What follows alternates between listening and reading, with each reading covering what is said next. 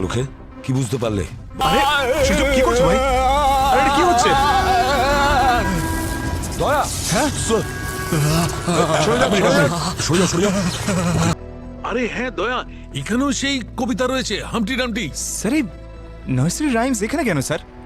I mean ছোট বাচ্চারাও কি খুন করতে শুরু করে দিয়েছে? একই পদ্ধতিতে খুন করেছে দয়া, একই পদ্ধতিতে। আর দুটো স্পটেই অরিগামি পাওয়া যায়, আর সঙ্গে নার্সারি রাইমও। তার মানে এই সব কিছু যে ঘটাচ্ছে না, সে একটাই মানুষ। তুমি বলো ও তোমার বেস্ট ফ্রেন্ড, এসব বাজে কথা আমি মানি না। আরে আমার যদি ক্ষমতা থাকতো না তো মার্ডার ফার্ডার করে দিতাম ওর। স্যার আমি রেগেছিলাম, আমি রাগের মাথায় বলেছি, কিন্তু তার মানে এটা তো নয় যে আমি সত্যি খুন করে দেব।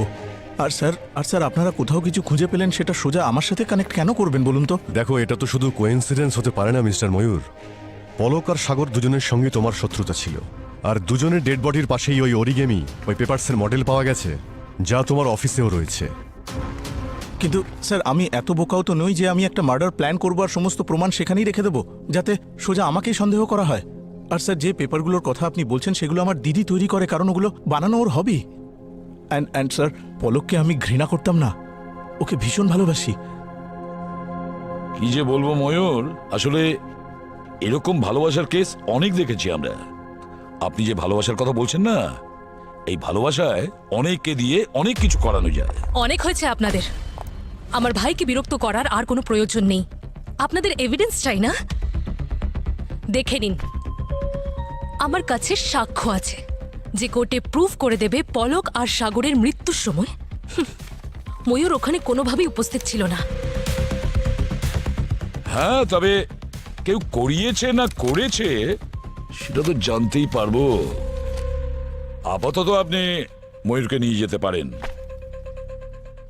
চল ময়ূর, লেটস গো হোম।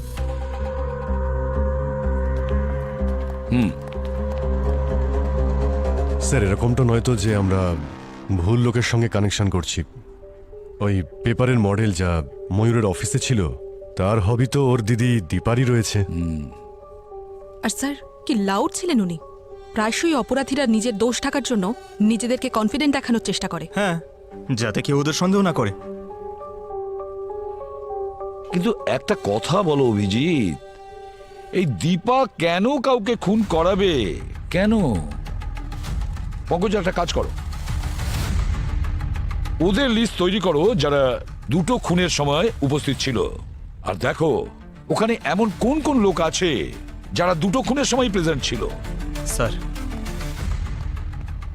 আচ্ছা অভিজিৎ, এই দীপার ডিটেলসটা আমাদের জানতে হবে।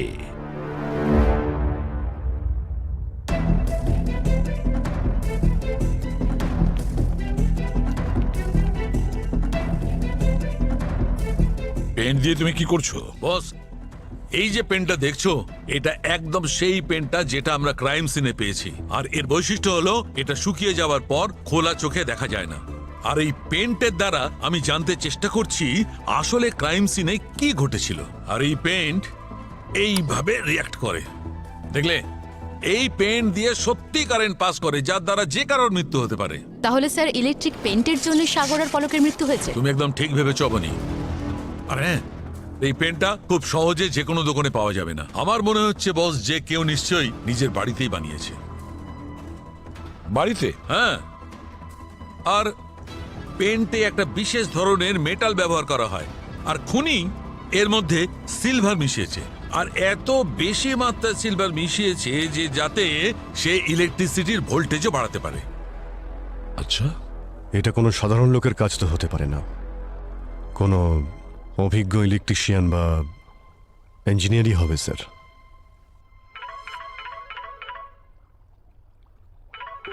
হ্যালো, কোথায়?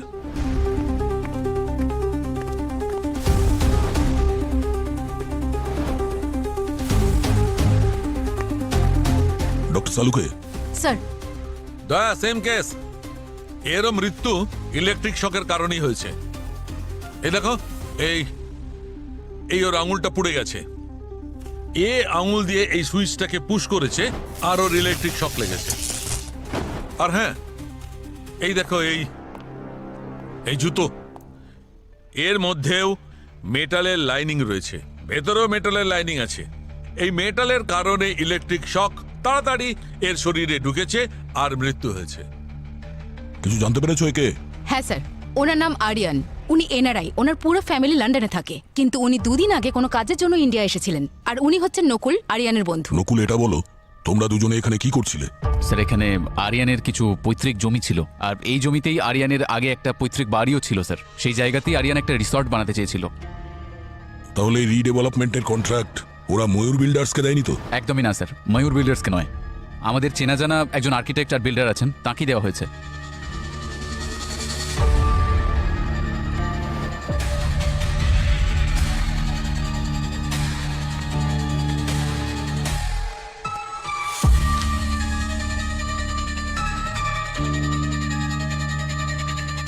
আরেকটা অরিগামি? হ্যাঁ, আর এখন এই ক্রিকেট ব্যাট, পলকের লাশের কাছে ডান্সার, সাগরের লাশের কাছে ওই রকিং চেয়ার, আর এখানে এই ক্রিকেট ব্যাট। মনে হচ্ছে এই খুনির অরিগামির সাথে কিছু বিশেষ সম্পর্ক আছে। পলক আর সাগরের সঙ্গে ময়ূরের নিশ্চয়ই কোনো সম্পর্ক ছিল, কিন্তু আরিয়ানের সঙ্গে এদের কি সম্পর্ক ছিল আমি তো এটাই বুঝতে পারছি না। আরিয়ান তো ওদের কাউকে চিনতই না। স্যার, আরও একটা কথা, খুনি এটা ভালো করেই জানতো যে আরিয়ান 1 সপ্তাহের জন্যই মুম্বাইতে এসেছে। ও খুব প্ল্যানিং করেই মার্ডারটা করেছে। কিন্তু স্যার, খুনি ক্রাইম সিনে নার্সারি রাইমস কেন রেখেছে? আমার তো মনে হয় psycho killer sir. Humpty Dumpty sat on a wall, Humpty Dumpty had a great fall. Humpty Dumpty sat on a wall. Humpty Dumpty had a great fall. Pankaj, wall and fall. Sir, sir, এই পলক আর আরিয়ান দুজনে মারা যাওয়ার পরে নিচে পড়েছিল, ফল। Sir, ওয়াল, সাগরের মৃত্যু ওয়াল ছুতেই হয়েছিল। স্যার, এই পোয়েমের আরেকটা অর্থ এটাই যে ভরসা আর সম্পর্ক যদি একবার ভেঙে যায় তাহলে জোড়া লাগানো খুবই কঠিন। Right. All the king's horses and all the king's man couldn't put Humpty together again. মানে তুমি তোমার সম্পূর্ণ শক্তি দিয়ে কিছু ভুল এমন থাকে যা তুমি শোধরাতেই পারবে না। হামটি Dumpty sat on a wall, had a great fall. জীবনের একটা চরম শিক্ষা দেয় এই রাইমটা। যদি তুমি কারোর বিশ্বাস ভাঙো তাহলে শাস্তি তোমাকে পেতেই হবে। নিশ্চয়ই এই 3 জন এমন কোনো কাণ্ড ঘটিয়েছে যার কারণে এই খুনি এই 3 জনকে খুন করেছে। এমন কোন অপরাধ করেছে? কি এমন করতে পারে? কি করতে পারে? অবনী, ওই অরিগেমি পেপারসের ব্যাপারে জানতে পারলে কিছু? হ্যাঁ স্যার, খুবই কমন একটা পেপার, যে কোনো স্টেশনারিতে পাওয়া যায়। তাহলে বাকি রইল স্যার এই আরিয়ান। এর ঠিকুজিকুষ্টি বের করতে হবে। ওর মোমেন্টটা ট্র্যাক করতে হবে যে ইন্ডিয়াতে আসার পরে ও কোথায় কোথায় গেছে, কার সঙ্গে দেখা করেছে, আর কি কি করেছে ও। স্যার, আরিয়ান 2 দিন আগে লন্ডন থেকে মুম্বাই এসেছেন। প্রায় 12:30 নাগাদ ও ক্যাব নেয় আর সোজা ওল্ড এজ হোম চলে যায়। প্রায় 3:40 নাগাদ ও ওল্ড এজ হোম পৌঁছয়। 1 ঘন্টা থেকে প্রায় 5টা নাগাদ ও মুম্বাইয়ের উদ্দেশ্যে রওনা দেয়। আর 8টার মধ্যে ও মুম্বাই ফিরে গিয়ে হোটেলে পৌঁছে যায়। আর পরের দিন সকালে ও রুম থেকে সোজা পৌঁছয় ওদের প্রপার্টিতে, যেখানে রিডেভেলপমেন্টের কাজ চলছিল। আর ওখানেই ও মারা যায় সকাল 10:30 নাগাদ। আচ্ছা, ওই ওল্ড এজ হোমটার নামটা কি? Sir, free living old age home.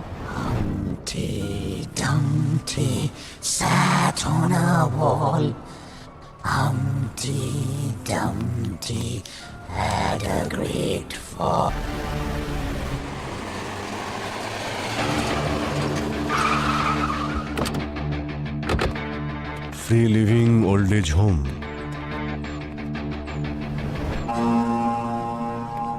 এন্ট্রান্সে অরিগেমি। এটা কোনো কোইন্সিডেন্স হতেই পারে না। Let's go.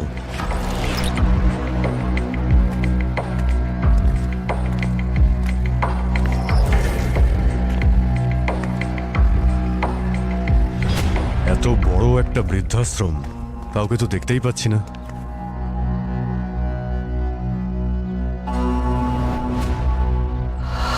স্যার, ওখানে কেউ আছে। এক্সকিউজ মি, কে ওখানে? এক মিনিট। হ্যাঁ বলুন। আপনি আমি বৃদ্ধাশ্রমের কেয়ারটেকার। আমার নাম লাকি। লাকি, আমরা সিআইডি থেকে এসেছি। সিআইডি? কি হচ্ছে স্যার? মানে আপনারা এখানে? আমরা জানতে এসেছি যে আরিয়ান নামের একজন কি এখানে এসেছিল 2 দিন আগে। এসেছিল তো। ওর মা এখানেই থাকেন।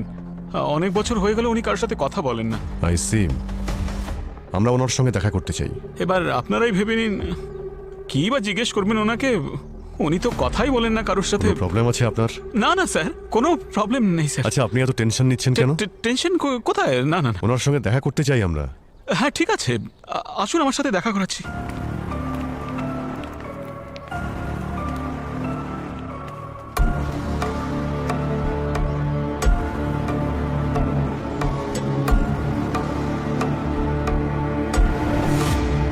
স্যার এখানে তো সবাই অরিগেমি বানাচ্ছে।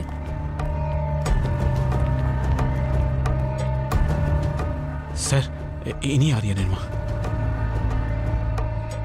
মাসিমা নমস্কার। আপনার সঙ্গে আমাদের একটু কথা ছিল। ওনার রুমটা আমাদের দেখা হতো। আসুন স্যার, এটাই ওনার রুম।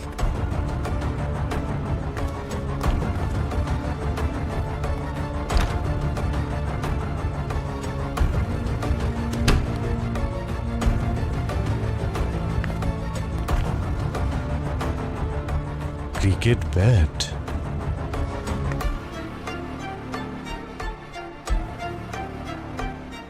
আচ্ছা, আরিয়ান ওর মায়ের সঙ্গে কি কি কথা বলেছিল সেগুলো কিছু কি জানো তুমি? কথাবার্তা? আরে স্যার উনি তো ঘর থেকে বেরোনই না, কথাও বলেন না। আসলে কি বলুন তো, উনি হাজবেন্ডের মৃত্যুর জন্য ছেলেকেই দায়ী মনে করেন। এই কারণে উনি ছেলেকে এখনো ক্ষমা করেননি। বাইরে গিয়ে খোঁজ নিয়ে দেখো।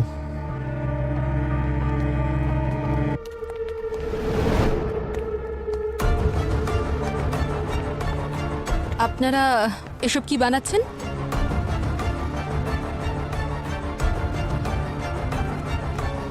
নমস্কার মাসিমা। নমস্কার। এগুলো আপনারা কি বানাচ্ছেন? কেউ কিছু বলছেন না কেন? স্যার মনে হচ্ছে ওদেরকে চুপ করে থাকা ট্রেনিং দেওয়া হয়েছে। নিশ্চয়ই কিছু লুকোচ্ছে। আরে আপনারা এখানে কেন ওদের বিরক্ত করছেন? আপনি বলুন। এদের জীবনে কি কম সমস্যা আছে যে আপনারা ওগুলো বাড়াতে এসেছেন? যান যান এখান থেকে। আস্তে আস্তে। আমরা শুধু আমাদের কাজ করছি, আর প্রয়োজন পড়লে আমরা আবার আসবো।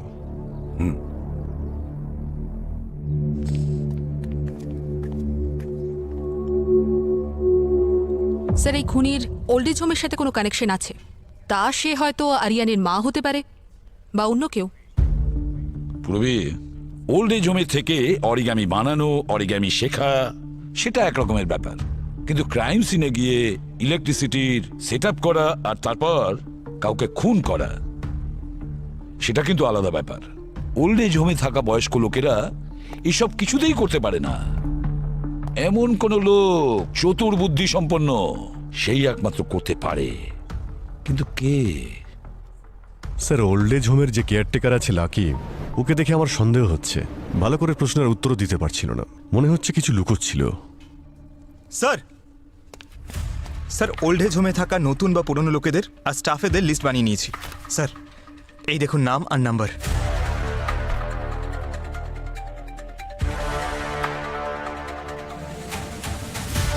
মাই গড, এটা তো পলকের নাম্বার। পলকের মাও তো এই ওল্ড এজ হোমে থাকতেন। কিন্তু স্যার আমি পলকের একটা ইন্টারভিউ দেখেছিলাম যেখানে ও পরিষ্কার বলেছিল যে ওর বাবা মা ছোটবেলাতেই মারা গেছে। এক সেকেন্ড স্যার, এই দেখুন। আমার কেউ নেই। আমার মা যখন আমার 12 বছর বয়স ছিল তখনই মারা গেছেন। তারপর থেকে একজন মেয়ের এই পৃথিবীতে একা বেঁচে থাকা, ইউ নো দ্য স্ট্রাগল। কিন্তু আমি হার মানিনি, নিজের ক্ষমতায় সবকিছু করেছি আমি, আর আজকে আমি আপনাদের সামনে। এদিকে পলক সবাইকে বলে বেড়াচ্ছে যে ওর মা বাবা ছোটবেলায় মারা গেছেন, অথচ ওর মা ওল্ড এজ হোমে থাকতেন, 2 মাস আগে মারা গেছেন। তাহলে পলক এসব কেন লুকিয়েছে? তাহলে পলক ওর মায়ের বিশ্বাস ভেঙেছে স্যার।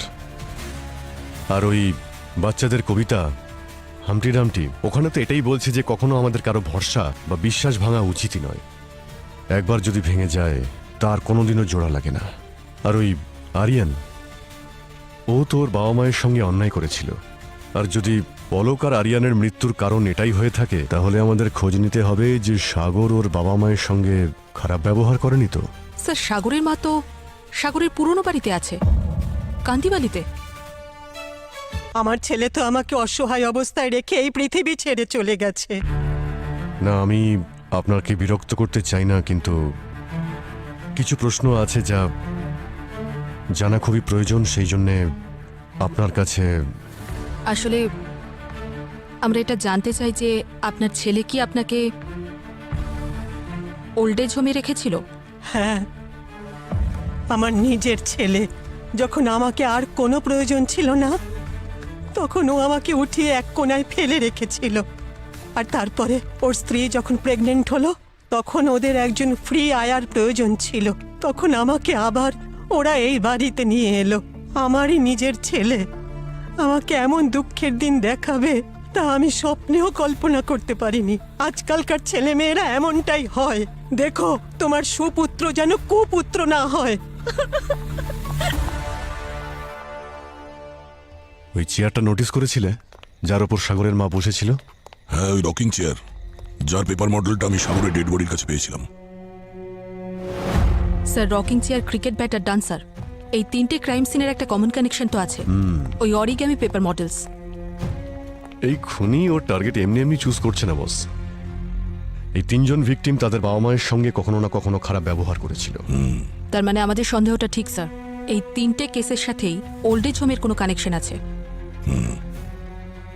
বস, খুনির খোঁজ করতে গেলে আমাদের খুনির ঘরের ভেতরেই ঢুকতে হবে।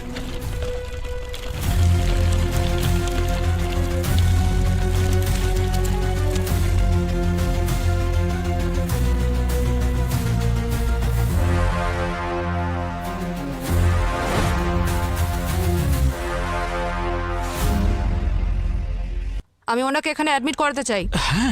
না মা, দেখ, আমি এই ওল্ড এজ হোমে থাকতে চাই না। তুই যা বলবি তাই শুনে আমি বাড়িতেই থাকবো মা, কিন্তু আমাকে এখানে রেখে যাস না। বাইরে অফিসের কাজ করো, বাড়ি এসে তোমাকে সামলাও, এটাই কি আমার কাজ? আমি এত কিছু সামলাতে পারবো না। আরে ম্যাডাম, আপনি একদম টেনশন করবেন না, আমি আছি তো, খুব ভালোভাবে রাখবো ওনাকে। ভালো করে রাখো কিংবা খারাপ করে, আমার কাছে যেন কোনো ফোন না আসে। আসবে না, একদমই আসবে না। মা, মা, দেখলি বাবা, এখন বাবাই সন্তানের উপর বোঝা হয়ে গেছে। আরে আঙ্কেল, এত চিন্তা করছেন কেন? আমরা তো আছি আপনার দেখাশোনা করার জন্য। এখানে আরামে থাকবেন, আনন্দে থাকবেন, ঠিক আছে? চলুন, আপনাকে আপনার রুম দেখিয়ে। চল বাবা।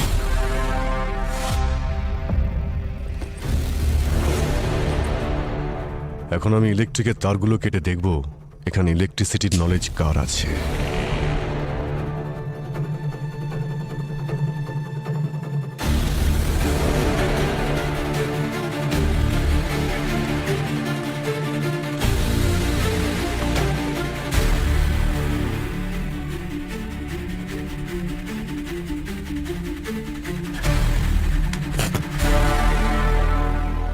এ লাকি, লোডশেডিং কি করে হয়ে গেল রে? কানে শুনতে পাচ্ছিস না নাকি? হ্যাঁ স্যার, এখনই দেখছি স্যার।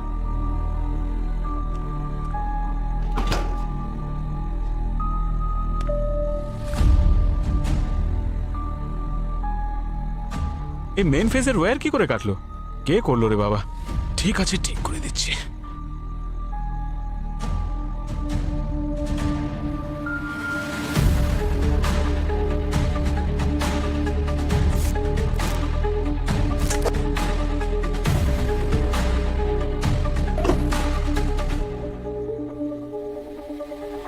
এখন ঠিক আছে তো স্যার?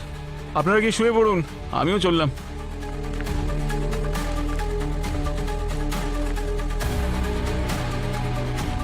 দয়া। হ্যাঁ অভিজিৎ। দয়া, এই যে লাকি আছে না, ও ইলেকট্রিসিটির সব কাজই করতে পারেন। আচ্ছা, এই না তো ধরে নিচ্ছি ওকে।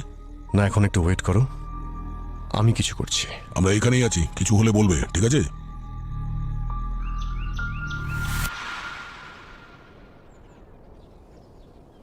দয়া স্যার, রাত থেকে তো সকাল হয়ে গেল, কখন বেরোবে? আর একটু অপেক্ষা করো। দয়া, আমি লাকির রুমটা খুঁজতে যাচ্ছি।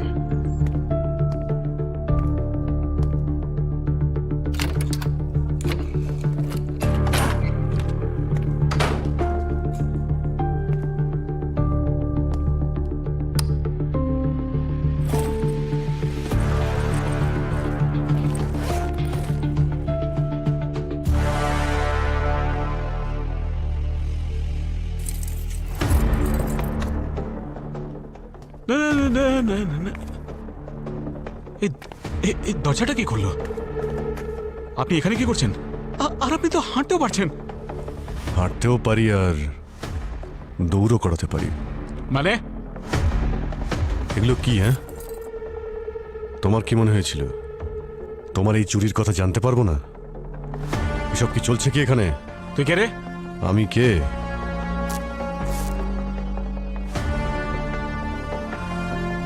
সিআইডি।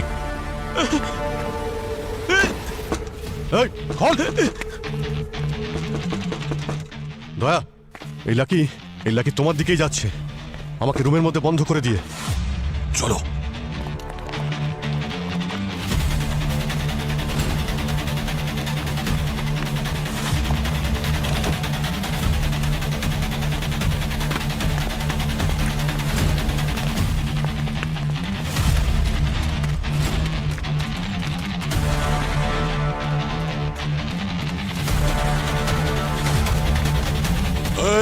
দাঁড়া দাঁড়া,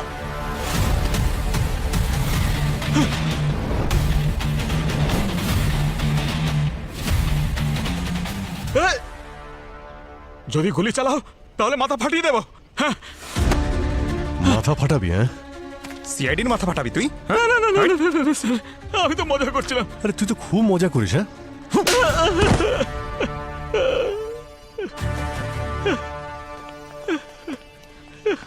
আমি কিছু করিনি স্যার, আমি কাউকে মারিনি। বৃদ্ধাশ্রমে যারা মরে যায় আমি শুধু তাদের জিনিসপত্র নিয়ে নিই, বাস এইটুকু স্যার। এখানে তো ওদের ছেলেমেয়েরাও আসে না মারা যাওয়ার পর, তাদের দেহের শেষকৃত্য করার জন্য। পলক ওর মায়ের মৃত্যুর পর মুখাগ্নি করার জন্য আসেনি, তাই আমি ওর মায়ের গয়নাগুলো নিয়ে নিই। ওর মায়ের ওই ওয়েল উইশারকে অনেক ধন্যবাদ, যিনি নিজের টাকায় ওনার শেষকৃত্য সম্পন্ন করেছিলেন। কে বলতো এই ওয়েল উইশার? স্যার সেটা তো আমি জানি না, কিন্তু কিছুদিন আগে আমাদের বৃদ্ধাশ্রমের ব্যাংক অ্যাকাউন্টে কিছু টাকা ট্রান্সফার হয়েছিল, আর সাথে একটা চিরকুটও ছিল যাতে লেখা ছিল যে এই টাকা পলকের মায়ের শেষকৃত্য করার জন্য। লোকটার যদি এত দয়া মায়া থাকে বৃদ্ধ আর বৃদ্ধাদের ওপরে, তাহলে সে সামনে কেন আসছে না? এই ওয়েল উইশার আবার সে নয় তো, যে ওই 3 জন বৃদ্ধ বাবা মায়ের প্রতিশোধ নিচ্ছে? চলো খোঁজ করি টাকা কোথা থেকে আসছে আর কার অ্যাকাউন্ট থেকে আসছে। আরে আপনারা আবার এখানে চলে এসেছেন? আরে আপনাদের আর কতবার বোঝাবো যে কোনো মার্ডারের সঙ্গে আমার কোনো সম্পর্ক নেই? আমরা জানি যে তুমি খুন করোনি।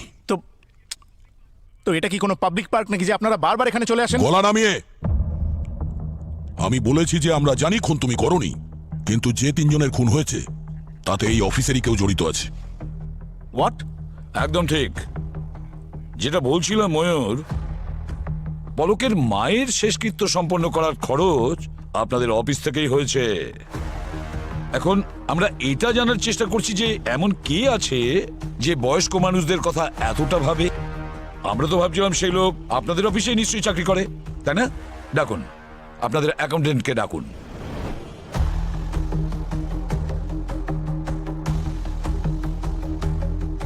হ্যাঁ স্যার, আমাকে বলা হয়েছিল যে ওনার আগের মাসের স্যালারি ওনার স্যালারি অ্যাকাউন্টে না দিয়ে যেন এই অ্যাকাউন্টে ট্রান্সফার করা হয়। এটাই স্পেশাল রিকোয়েস্ট ছিল। Special request? Yes sir. কে করেছিল এই স্পেশাল রিকোয়েস্ট? জানতে তো চাই কে এমন সেই লোক। ওকে, এই যে ইনি sir. My god! Humpty Dumpty sat on a wall. All the king's horses, all the king's men. Humpty Dumpty sat on a wall. All the king's horses and all the king's men couldn't put Humpty together again. এ তো দেখছি সর্ষের মধ্যেই ভূত, আর আমরা উলু মনে মুক্ত ছড়াচ্ছি।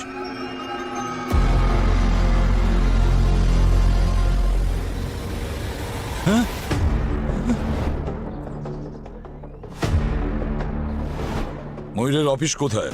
ময়ূর স্যারের অফিস তো ওইদিকে।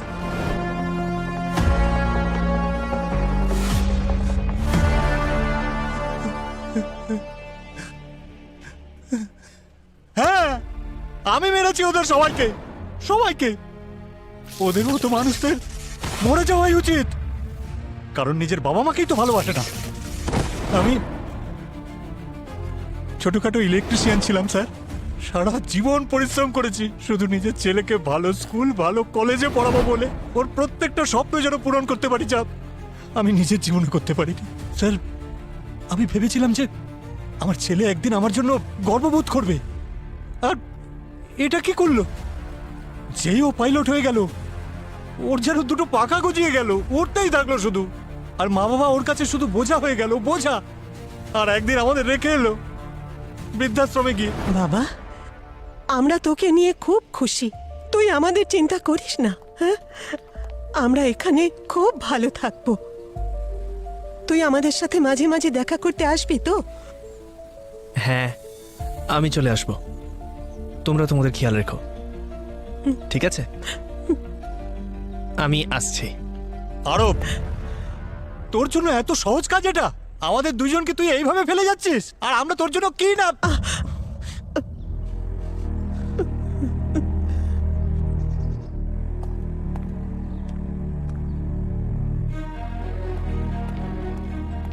আমি আমার ছেলের ভিক্ষার উপর বেঁচে থাকতে চাইনি স্যার, আর সেই জন্য আমি বৃদ্ধাশ্রম ছেড়ে দিলাম আর একটা চাকরি নিয়ে নিলাম।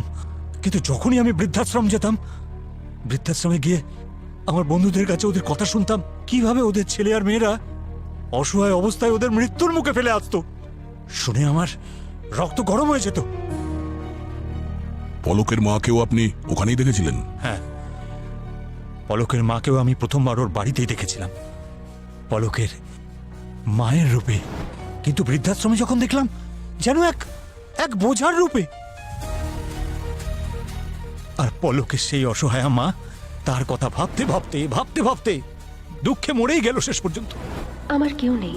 আমার মা যখন আমার 12 বছর বয়স ছিল তখনই মারা গেছেন। তারপর থেকে একজন মেয়ের এই পৃথিবীতে একা বেঁচে থাকা, ইউ নো দ্য স্ট্রাগল। কিন্তু আমি হার মানিনি, নিজের ক্ষমতায় সবকিছু করেছি আমি, আর আজকে আমি আপনাদের সামনে। কবিতা দেবী, কবিতা দেবী, আপনি সামলান নিজেকে। ও তো আমার সন্তান, এইভাবে কি করে ও বলতে পারলো? জীবিত অবস্থাতে মাকে মেরে দিল। কিন্তু ওই পলক মায়ের মুখাগ্নি করতেও আসেনি। সেই দিনই ওই চিতার সামনে আমি একটা প্রতিজ্ঞা করেছিলাম যে আমি সেই সমস্ত সন্তানদের শাস্তি দেব যারা নিজেদের বাবা মাকে এইভাবে বৃদ্ধাশ্রমে অসহায়ের মতো মৃত্যুর মুখে ছেড়ে আসে। সেই প্রতিজ্ঞা নিশ্চয়ই আপনি একা নেননি। এবার আপনি সেই পার্টনারের নাম বলুন যে ওল্ড এজ হোমের প্রত্যেককে অরিগেমি বানাতে শিখিয়েছিল।